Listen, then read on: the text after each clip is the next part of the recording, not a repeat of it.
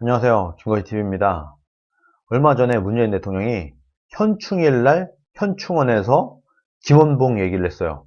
김원봉이라고 하는 사람을 굉장히 미워하면서 마치 좀 있으면 서운을 추진할 것처럼 이런 얘기를 하니까 이제 여러 시민단체나 이런 사람들이 이 모양을 보고 김원봉을 어떻게든 서운을 하려고 노력을 하다가 이게 좀 미끄러졌습니다. 그런데 알고 보니까 문재인 대통령이 왜 김원봉을 이렇게 극찬을 하게 됐는가? 영화 암살을 보고 그랬다고 해요. 암살이라는 영화가 있는데 이 영화 안에서 김원봉이라는 사람이 굉장히 미화가 됐다는 거예요. 그래서 이 영화를 보고 내가 이 김원봉 정도 되는 훌륭한 사람은 내가 서운을 할 수 있도록 노력을 해봐야 되겠다. 이런 얘기를 본인 SNS에 남겼었다고 해요. 참 이분이 문재인 대통령이 판도라라는 영화를 보고 탈원전을 했어요. 근데 암살이라는 영화를 보고 김원봉을 서운을 하려다가 뭔가 잘 안 됐습니다. 인간적으로 우리 이제 앞으로는 영화와 현실은 좀 구분을 할 줄 아는 사람을 대통령으로 뽑았으면 좋겠어요. 현실과 영화는 전혀 다른데 영화는 픽션이잖아요. 그야말로 드라마 같은 거예요. 그런데 영화를 보고 뭔가 결정을 내리는 이런 좀 말도 안 되는 짓을 하는 사람은 앞으로는 우리가 좀 구분을 해서 그런 사람을 대통령으로 만들진 말아야 되겠다. 이런 생각이 듭니다.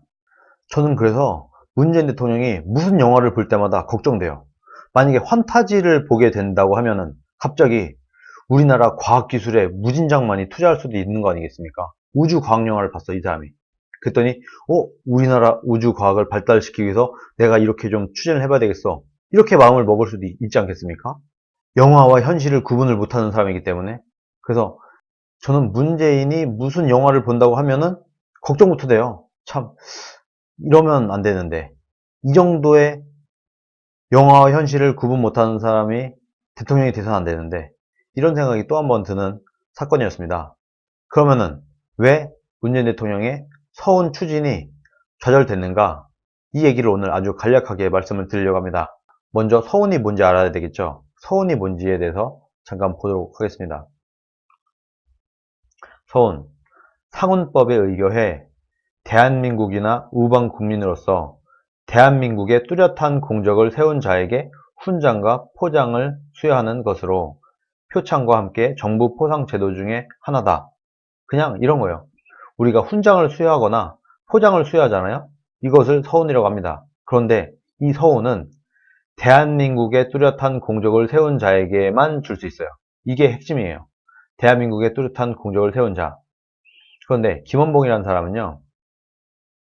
자, 의혈단, 조선민족혁명당, 조선의용대, 광복군 부사령관. 여기까지 뭐 광복을 위해서 열심히 애를 쓴 것 같아요. 대한민국 임시정부 국무위원, 군무부장. 그런데 이 다음, 여기서부터 중요한데, 이 다음에 대한민국을 건국하는데 계속 일조를 한 게 아니라 북한으로 넘어갔어요. 그래서 최고인민회의 대의원을 지내게 됩니다. 말하자면 이 사람은, 김원봉이라는 사람은 대한민국에 아무런 공을 세운 게 없어요. 여기 보다시피 대한민국의 뚜렷한 공적을 세운 사람만 훈장과 포장을 수여할 수 있는데, 김원봉이라는 사람은 어딜 봐도 대한민국 임시정부는 대한민국 정부가 아니죠. 대한민국이 건국된 이후에 아니면 건국에 기여를 한 사람, 이 사람한테 훈장을 줄 수 있는 건데, 김원봉이라는 사람은 기본적으로 북한을 건국하는데 공을 세운 사람이지 대한민국을 건국하는데 공을 세웠거나 대한민국에 특정한 공을 세운 게 없다는 거예요. 그래서 여기서 이미 끝난 겁니다. 이렇다 보니까 문재인 대통령도 그렇고 뭐 시민단체라든가 좌파 애들 이런 사람들이 이 서운을 도저히 추진할 수가 없었던 거예요. 뭐 방법이 없어. 이 한마디로 그냥 반박이 되는 거예요. 그리고 이것을 뛰어넘을 만한 아무런 근거나 논리나 명분이 없는 겁니다.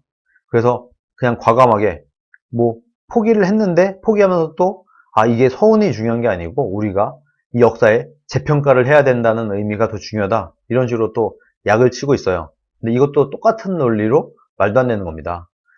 김원봉은 북한을 위해서, 이 사람이 광복운동을 하건 뭘 하건 했던지 간에 이거는 다 과거고, 이 사람이 한 광복과 이 사람이 한 항일 투쟁은 그 목적 자체가 대한민국을 위한 게 아니라 결국에는 북한을 위한 것이었다. 이렇게 귀결이 되는 겁니다. 그래서 뭐 재평가를 하건 뭘 하건 그거 아무리 백날 재평가를 한들 대한민국에 이로운 일을 한 사람이 아닌 거예요. 기본적으로 김원봉이라는 사람은 그냥 이 사람은 북한을 위해서 북한의 건국에 기여를 하고 북한을 위한 행동을 한 사람이다.